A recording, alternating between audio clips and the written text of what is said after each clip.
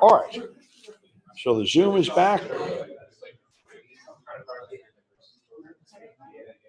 Okay, folks, a couple students during the break asked me intelligent questions. Hey, there's no thing on the screen here. That's not right. Let me see if I can get that working. Otherwise, that's fouling things up. Oh, I turned it off. No, it's on.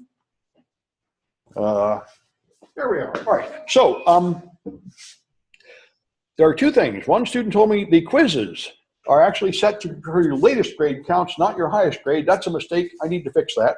So if you took a quiz and did not get your highest score, please email the same place your homework goes so we know, and we will check. I will try to check them all, but it's a very clumsy system, and I may have trouble addressing them all. The other thing is the last part of homework 4 is not working, where you use Mimikatz to see the plain text password. It worked in Server 2008, but it doesn't work in Server 2016, so I'm going to modify that. So if you can't do the last half, don't worry, that is normal. Any other questions? I just recently upgraded to that version of the operating system, and not all my projects are fully updated to it. Another student asked where these binary game slides are. You'll find them in the projects on the 123 page. At the start of the extra credit project is the binary games. And that's where those slides are that explain it, and it's where you can do an online version of these, different than the Kahoots, that just lets you practice until you get extra credit for it. If you don't know binary, you can learn it. I don't require it in the class, but it's worth extra credit. The sooner you learn binary, the better. Everybody has to know binary at some point as you move ahead in computer work. So, all right, so physical security is doors and locks and guards, just controlling where people go and whether they can just grab things and walk off with it. And this, of course, turns out to be really important. If people can physically attack your computers, then that is a problem, even if your electronic defenses are very good. And in fact, insider threats are the most common and the most harmful to most companies. The outside attackers are what people think about, but most of the harm comes from your real employees doing the wrong thing. I've heard a statement that 3/4 of all American small businesses fail because of insider theft. People steal all the time. In fact, I knew my ex-wife was an undercover detective in San Francisco, and she found out that if you want to be a detective in San Francisco, there are periods of time when it's unfashionable and you can't get a job. And one of the detectives learned you can just make your own work like Batman. All you have to do is go to the flea market and see who is selling stuff that is obviously stolen, like a case of batteries or film in the original package, not expired. They're stealing it from work. They would go there, buy some of it, take a picture of the guy, then figure out which store it was stolen from, then send it to them in the package. I bought this film stolen from your store. If you would like to know who is stealing the stuff, pay me $200. You can just make your own business as a detective this kind of way. Anyway, so because there's so many insider threats, and that's like, say, our chief technology officer was an insider threat. He was here to lie to us and trick us into paying his buddy consultant a bunch of money to remove viruses that weren't there so he could then be a hero, creating a huge scandal about how we're all infected and we're all idiots. Yeah. It was in the newspaper and such. He'd been at previous places and found viruses there too, which I think they didn't discover was fake. So it was a big deal. San Francisco City had the same. Yeah, go ahead. What they do sometimes is they'll take a bunch of USBs and then put the code on it and then throw out in the middle of the parking lot. Yes. Yeah, that's a good one. Yes, leaving USBs lying around. That's why people recommend things like education. Your employees should know if you find a USB stick on the ground, don't take it to the company machine and plug it in, because especially before Windows XP Service Pack 3, it would automatically execute code on them without any boxes or anything, so you get infected really fast. Yeah? I took another security class someplace else, and teacher has been consulted. I think it was Lawrence Berkeley Lab. Yeah. And I think what they had to do was finally just physically make the USB. They had to like put super glue or something, and so you absolutely could not plug stuff. Yes. Because people would do it. Yes, it is. It was a natural thing to plug in USB, and that's what the Army did at one time. They would block all use of USBs for a while. USB is very dangerous, and the sort of radical security community, now various people have made projects where they have USBs with a battery in them, so when you plug it in, it will physically destroy the motherboard to try to punish people and train them to quit plugging in USBs. And that's like that exploit tool I was mentioning earlier. That's one of those controversial things where some people say, hey, this is going too far, but you know, there's a lot of pranksters in the world of security. This was our network administrator, Terry Childs, and Conrad Rosario is the man that prosecuted him. He said, Terry Childs was the network administrator for the City of San Francisco network, and he was a 4-time convicted felon for armed robbery from Kansas, but when he applied for the position to work in San Francisco, they did not check his background. But then they decided to put gunshot detectors in the city of San Francisco. This was about 10 years ago. There was a movement across the country to put microphones on poles throughout the city that would triangulate and find out whenever somebody shoots a gun, and automatically tell the cops and automatically locate it. And in order for this to work, they have to network them. So they wanted to connect them to the existing San Francisco fiber network. But the law says anybody who is an administrator over a police network must submit to a background check. So they told this guy, we have to run a background check on you. And he said, hell no, I'm not consenting to you running a background check, because he had lied on his application and he was totally not going to pass it. And so he locked them out of the network. He was supposedly a team of 3 network engineers, but he was a scary guy, and he had intimidated the other network engineers into just hiding and not having, and he locked them all out. He locked all the equipment up with special secret military protocols so nobody could get in anything. He's the only guy that had the passwords. He then installed secret modems and other remote control systems so he could access it from anywhere and nobody else could access it at all. And then he said, I'm not letting anybody on the network. And they eventually threw him in jail. And the mayor had to go visit him in his prison cell to get the password for the network. Because his position was, and you will hear this from all kinds of security people, everyone above me is an idiot. They can't be trusted with this password. I'm the only one that understands security. Which, of course, in some sense, that was true. He was way advanced in security. He locked people out. They couldn't get in. They even got Cisco official engineers to come down. And the Cisco engineers discovered that he had locked it up with stuff that even they couldn't get in. So it's an interesting case. And Conrad Rosario is our assistant district attorney here. He visits my classes now and then to give talks about this. He set world precedent. He was the first prosecutor that successfully prosecuted an administrator for hacking his own network.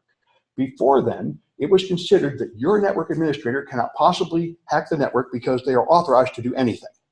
And that was because they thought it would be impossible to explain to a non-technical judge and jury about the levels of administrative power. But he was able to convince them that even though he was the network administrator, he did not have the authority to lock everybody out, including his own superiors. And he successfully prosecuted him for that. Anyway, so it's an interesting case, and it's another insider threat. This is the problem. You trust people, and some of them are not trustworthy and betray you, and then you're in a lot of trouble. There are lots of people who attack me from inside the security community, including this guy. He's a felon, went on for being a con man. He happened to be in prison the same time as Kevin Mitnick, so now he pretends to be a hacker, pretends to teach people in hacking. And when I stopped an FBI agent joining his company, and I warned him to not join the company, and so he responded by sending emails to everybody in the campus administration saying I was a racist, which did not get me fired. They're used to that around here. Every semester, somebody is screaming and yelling that I should be fired for some reason or another.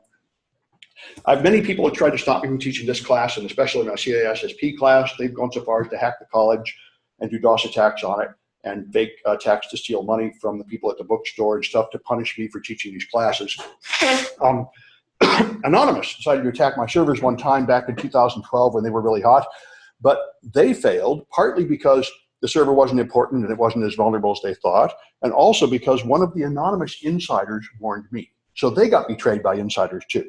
This is something, Kevin Mitnick says this in his talks. Kevin Mitnick was the world's #1 most wanted hacker in about 93 or 94. He spent a year or so in jail in solitary. He got out, he reformed, he's gone straight. He's now a legitimate security consultant and a very nice guy. I'm on committees with him.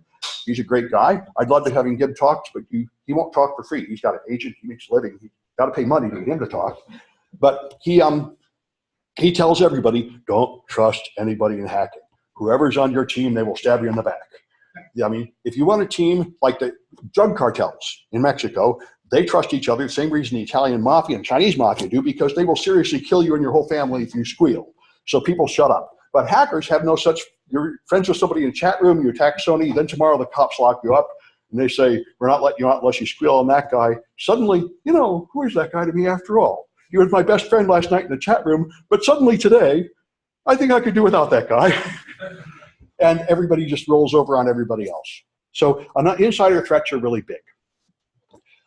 If someone gets physical access to your machine, they can put a physical keylogger on, which will electrically record the key presses before they enter the computer. You can't detect this with any software.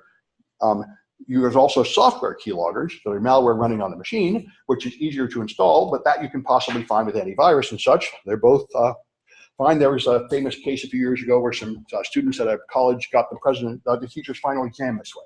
They snuck into his office, put on a keylogger, then snuck in and took it back, and now they had a copy of all the key presses and therefore the final exam. So you plug this thing in, you type in some special code, and then you get an option like new memory, erase memory, change password, and so on. We got a couple of these up in the lab, and you can play with them. They're very easy to use. It's just flash memory in such a chassis that it goes in line with the keyboard and records key presses. And you can install it. It just looks like an adapter of some sort on the keyboard. Nobody will notice. The only irritating thing about from the attacker's point of view is you have to have physical access to the machine to put it in and physical access to the machine to take it off. There are some of them that come with like Wi-Fi cards so they can exfiltrate the data, but those are more expensive. They put them in gas pumps. There was a gang that did this about 4 years ago in Utah. They would, I imagine, they'd either sneak the gas pump shut or they would bribe the attendant to look the other way. They would open the pump and they would put a recorder inside the pump that would take a second copy of your credit card information and send it by Wi-Fi to a car park nearby so they could just harvest the credit card numbers. And there's no way you could tell. The pump would look fine. There's no clue from the outside that this has happened. So if it's software-based, your antivirus might help you. And if it's hardware-based, the only thing you can do is audit the hardware to see if people are plugging unexpected things in the network. And this is why, like we were saying, some people say glue shut USB ports. Another thing people will do is glue in the keyboard plugs. That's kind of all you can do about this sort of thing. You can buy keyboards that have these built in. Hey, boss, we like you so much, got you a new keyboard. It's, anyway, yeah. Sends the data to the computer. Often they are, but the USB and a gas pump, it's all inside, but it's still USB. Yes, yeah. And even if it's not USB, you can still intercept the signal by figuring out what it is.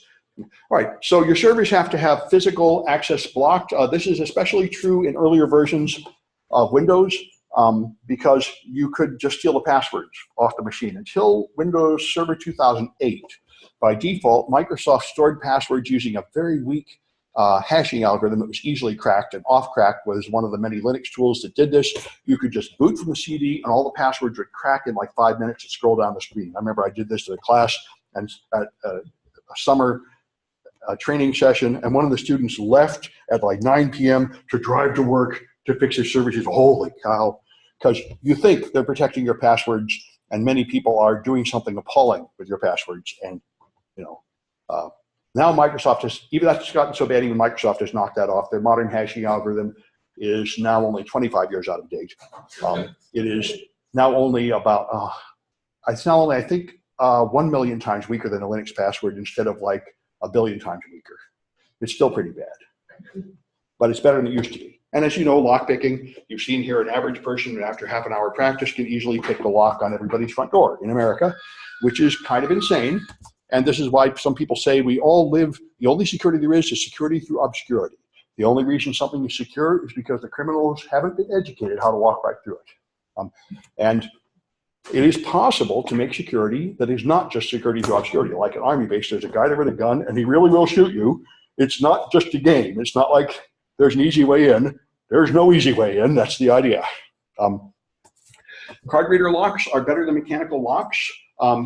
They tend to be more secure, but the other thing about them is everybody has a different card, so you know who went in there. There's a record kept, and now you can do things like remove one user from the authorized list without having to rekey everybody else, and so on. This is generally a better way to do it. And yeah, go ahead. The card reader locks work really great, except if you go to a hotel that I went to on a recent trip where the battery had failed and you could just open it whenever you felt like. Oh, yes. Oh, and hotels are hilarious this way. If you go to DEF CON, there's always a ton of talks about how to hack into a hotel safe and hotel card reader. One of the funniest ones came out about 2 weeks ago. They had a hotel safe And all you have to do is go bonk, and the door flies open. Because the lock is like spring loaded. And it'll go and pop open. There's usually a pin on the back you can press in that will open it. They're usually, those hotel room safes are very weak. Because, of course, anybody in customer service could tell you, when you put a hotel room safe in, you're going to get a flood of people who have locked their stuff in the safe and can't get it out. So there has to be some easy override. And pretty soon everybody will know the easy override. Same as the hotel room doors, of course. There's a master key and so on. Yeah. Yeah. So this was just like, Yeah. checking who's locked. It's like, I think this one doesn't actually lock. Yeah. I remember I went to a hotel and I was trying my key in the other people's doors. I found a key sitting in my bathroom. Left there. I said, I wonder if this is the master left by the maid. That would be awesome. So I went and tried it in a few doors. It didn't let me in, but I said, boy, that would be great. It was a hacking conference. I could probably go in someone's room and leave like Kilroy was here, and it would be okay. There's only a few places where you can do this. Like I was at DEF CON, and I had a new IP version 6 exploit that would take down every Windows machine. I said, I'm going to kill every Windows machine at DEF CON. This will be epic. And I couldn't get on the wireless network. I'm like, dude, it's secure through unavailability. This was my one chance. Where can you do that stuff and not go to jail? Only at DEF CON. Anyway. All right, so I got some Kahoots about this, and then another bit of math, and that'll be it for today. So Kahoots. I should have 123 Kahoots someplace. Those are binary Kahoots. Let's get the 123 Kahoots. Okay, 3B, I say. Here, 3B. There's 3B. Okay, good. We don't need that. All right.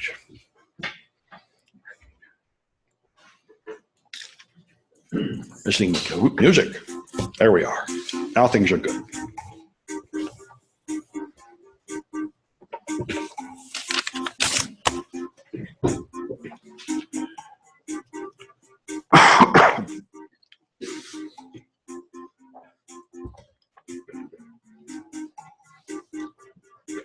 Good. Looks like I can wait another 10 seconds. I think 31 is how many are we getting? All right. I can actually kill these to save resources. All right. Oh, just as well. There's more than I thought.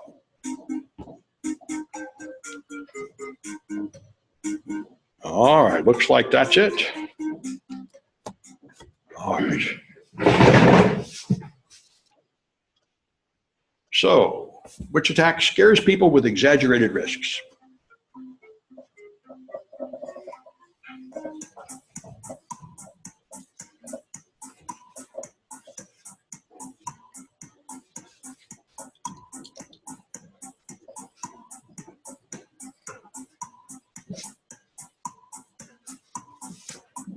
Okay, that's FUD, fear, uncertainty, and doubt.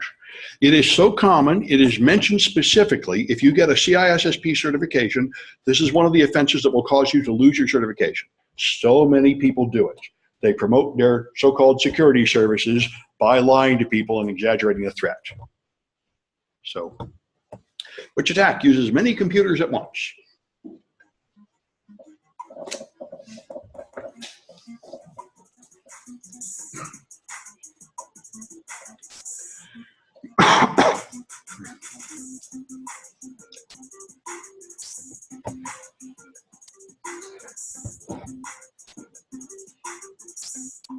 All right, that's DDoS. That's the distributed part. It's distributed because many attackers attack you all at once. So which defense removes known attack traffic?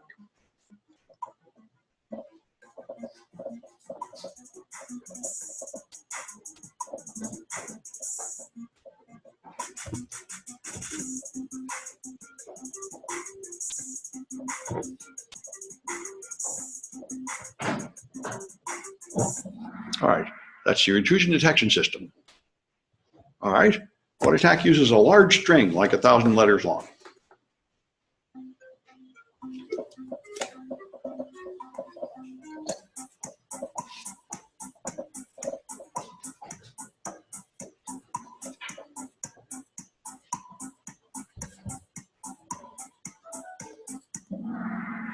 Yeah, it's a buffer overflow. Good. All right. And what attack uses a special piece of hardware?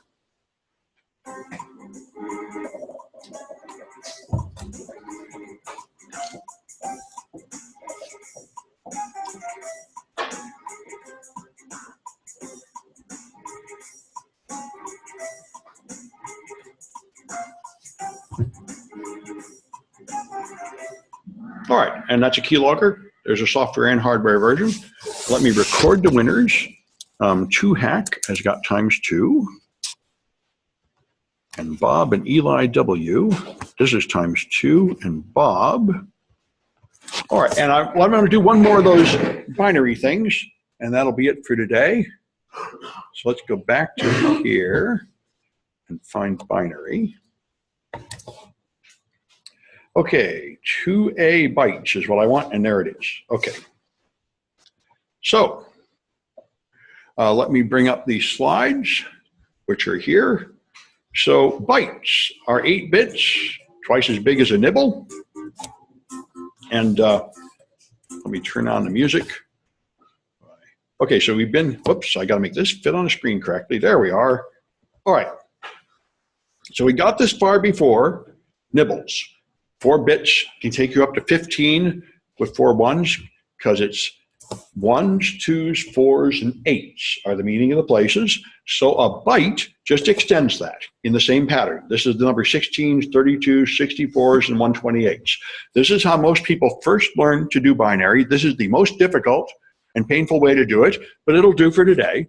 So if you want to understand this thing, 1001, 1001, you take 128, none of these, none of those, a 16, an 8, none of them, and a 1. So you have to add 4 numbers to get this total. So it's sort of slow and error prone, but this is one way to turn base 2 into base 10. We are going, the smart way to do it, the fast way to do it is through hexadecimal, which we'll do later, but this is where most people start. Conceptually easy to understand, kind of cumbersome to actually do. All right, and I think that's it for those. So let's see if you can do that. I've got some Kahoots here, and they are intended to be a little bit longer, so you actually have time to do it that way if you don't know another way to do it. So let's see. I start the same ones twice. I'm just going to close all these other windows. Oops, pardon me. You need to see that number. There's the number. Okay, now I feel better with the music playing. Things are as they should be.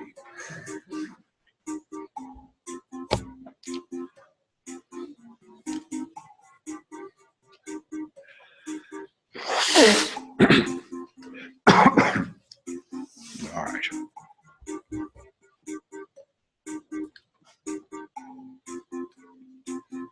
I think I had about 34 last time. I'll wait a few more seconds to see if we're going to have more. Okay.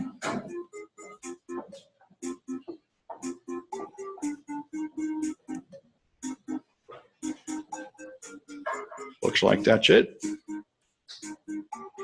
Okay. So what is 2 in base 2?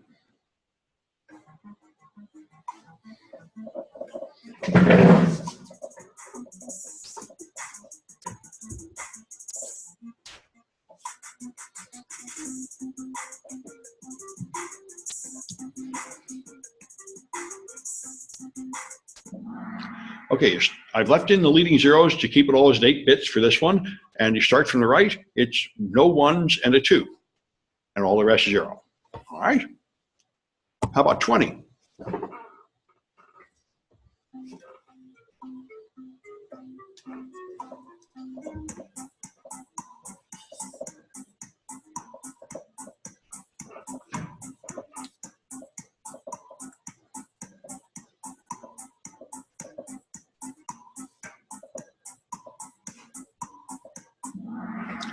That's it.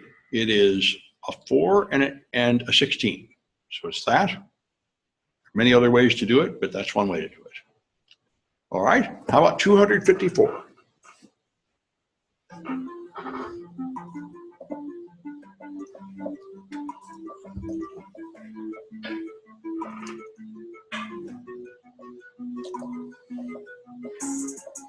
I made it longer, so if you're adding 128 plus 64 plus 32 and all that, you have some time to do it, although that is the hard way.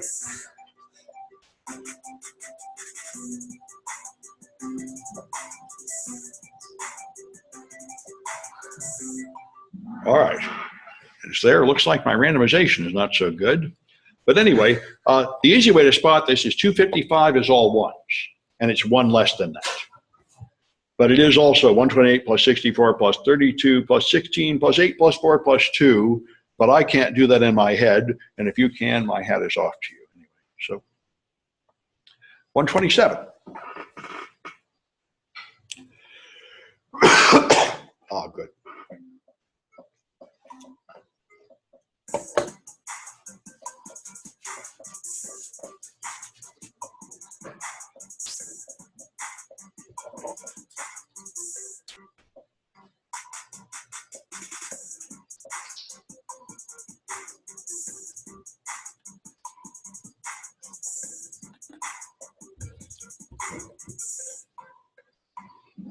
All right, just that one. I have this one memorized. If you take Cisco, you memorize a lot of these. This is 7 ones. It's one less than 128. Anyway, all right. And 33.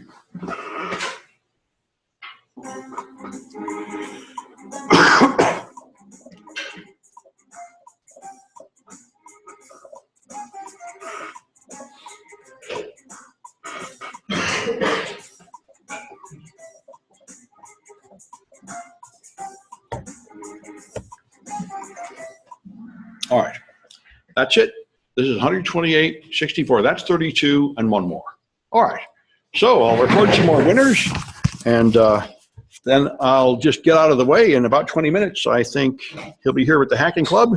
Eli W. gets 3 right, Ada and Steve, and people will have to tell me who they are. So I'm going to stop the Zoom. Here's some chat. Somebody might be telling you who they are online. Let's check for that. About dropped USB drive. Can you plug into VMware to avoid infecting entire PC? Possibly, but I wouldn't trust it.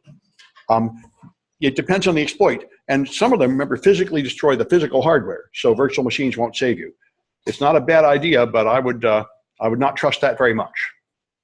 Okay, any Kahooters that won online want to tell me who they are? If you don't do it now, you can email it to where the grades go, and we'll try and figure it out from there. Here is a, perhaps, good, thank you. So I now know who Connor is, but I don't, Connor did win, good, okay, good, that's fine. Okay, and Eli, good, oh good, thank you, okay. Any others? All right, I'm gonna stop the Kahoot, or stop the share, I mean, all right, good.